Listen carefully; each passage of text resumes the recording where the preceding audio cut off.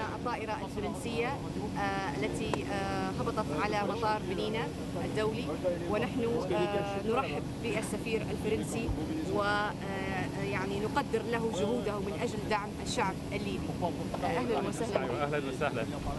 هذه الطائرة طائرة مدنية فرنسية طبعا، وفيها كثير من المواد الإنسانية لكل المستشفيات بنغازي وكمان من المنطقة الشرقية، وفي أكثر من 10 طن مواد إنسانية وعضوية كمان. وفي كمان في هذه الطائرة فريق من منظمات غير حكومية كأطباء سيرجنز وكثير من المتخصصين في الميدان الطبي. وهذا دليل فرنسا عن مساعدة دولة فرنسا لمجلس الوطني الانتقالي. وكما تعرف نشجع نجاح هذا المجلس، ونشجع كمان الشباب الليبي وشباب الثورة 17 فبراير. شكرا. هل هذه أول طيارة هل تكون هناك طيارات أخرى؟ هذه الطيارة الأولى، ولكن في المستقبل سيكون طائرات أخرى. وهل من بعض الأيدي اللي جاي هنا يمكن من أماكن أخرى مثل مصراتة اللي تحتاج؟ وكما تعرف نساعد كمان سكان مدينة مصراتة، وطبعا نشجع حل من الكوريدور الإنساني في هذه المدينة. هذا مهم جدا بالنسبة لسكان هذه المدينة، والفرنسيين يعرفون وعندهم اهتمام كبير لوضع في مصراتة. La société Airbus a eu l'amabilité de mettre à disposition un avion pour transporter du matériel humanitaire. Donc nous avons dans cet avion une dizaine de tonnes de matériel humanitaire qui seront données directement au comité de la santé, c'est-à-dire aux représentants officiels de la santé auprès du Conseil national de transition. Il y aura donc des médicaments, également un stock de matériel humanitaire et puis un ensemble de choses, d'équipements médicaux et hospitaliers.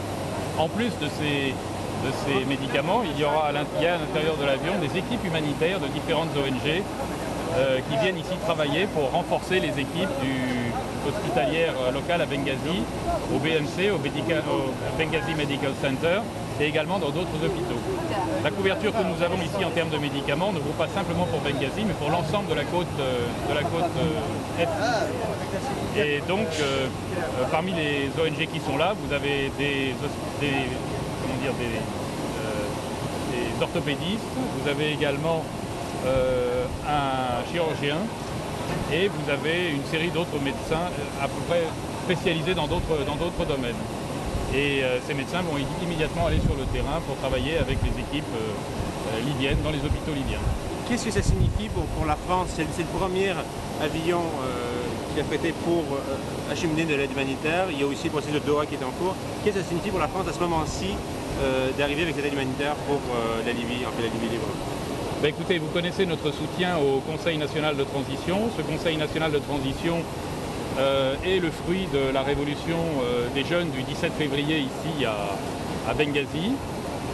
Ce Conseil national de transition souhaite pouvoir établir dans toute la Libye un état de droit, un régime démocratique et un régime libre, respectant l'ensemble des libertés publiques.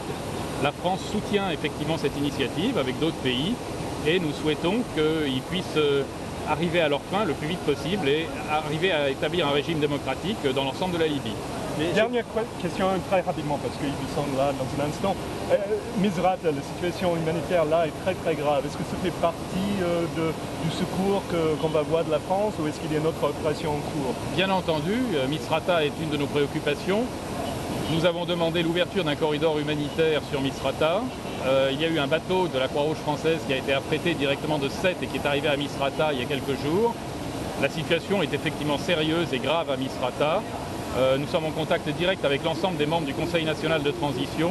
Il faut absolument qu'on arrive à desserrer l'étau les taux militaires qui enserrent la population civile de Misrata. Misrata, c'est 700 000 habitants, c'est la 3e ville du pays.